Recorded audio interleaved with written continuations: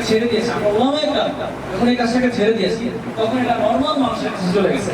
এজন্য আলহামদুলিল্লাহ এখন সারা পৃথিবীব্যাপী ওলামায়ে কেরাম মুসলমান হিসাবে সবাই এটাকে কি করতেছে, খুবই গুরুত্ব সহকারে। কিছু কিছু রাষ্ট্র আছে যারা কোনো চিকিৎসা নেয় না, এমন কিছু মানুষ আছে সেলিব্রিটিরা, বিভিন্ন সেলিব্রিটি এটা গ্রহণ করতেছে, বিভিন্ন রাষ্ট্র এটা গ্রহণ করতেছে, আরব আমিরাত, বিভিন্ন দেশগুলো, সৌদি কান্ট্রিগুলো, এই দেশগুলো এখন যে কোনো জায়গাতেই এই হিজামার সেন্টার আছে। আমাদের বাংলাদেশে আলহামদুলিল্লাহ এখন প্রত্যেক জেলাতে আছে, প্রত্যেক জেলা হয়ে গেছে আমাদের এই সেন্টার, প্রত্যেক জেলায় আছে। আমাদের আপনাদের ট্রেনিং করে গেছে, আপনি চলে গেলেন আপনার এলাকায় একটা হয়ে গেল না, হইলো কিনা? আপনি যেখানে ট্রেনিং করে যাচ্ছেন আপনার এলাকায় হয়ে গেল কিনা?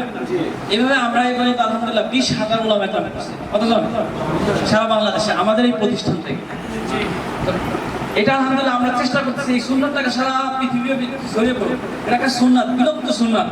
এটা যদি আবার জারি হয় তাহলে মানুষ কেমিক্যাল প্রতি না যায়, মানুষ একটা ন্যাচারাল একটা চিকিৎসা নিয়ে, সুন্নাত ভিত্তিক একটা চিকিৎসা নিয়ে মানুষ সুস্থ হবে। এটা আমার কাছে কিছু রুগী আছে যারা সবসময় কোনো সমস্যা হলেই তারা হিজামা ছাড়া চিকিৎসা নেয়। জ্বর আছে, জ্বরের জন্য হিজামা, মানে সে যে কোনো সমস্যা হিজামা ছাড়া কোনো চিকিৎসাই নেয়।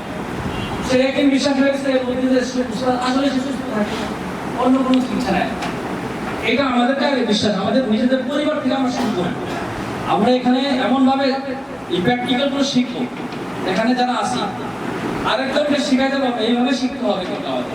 ঠিক আছে, আমরা যাই আমাদের বাড়িতে আমাদের আহলিয়াদেরকে শিখাই দিই, কারণ মহিলাদের সমস্যা বেশি, ব্যথা বিশেষ সমস্যা মহিলাদের বেশি না? মহিলাদের কোমর ব্যথা, পায়ের ব্যথা, হাঁটু ব্যথা, এখনো টিপে যান না, ব্যথা তো তার পাড়াই দেওয়া লাগে, মাঝে মাঝে দেওয়া লাগে না, মহিলাদের বেশি না। সেই জন্য আমাদের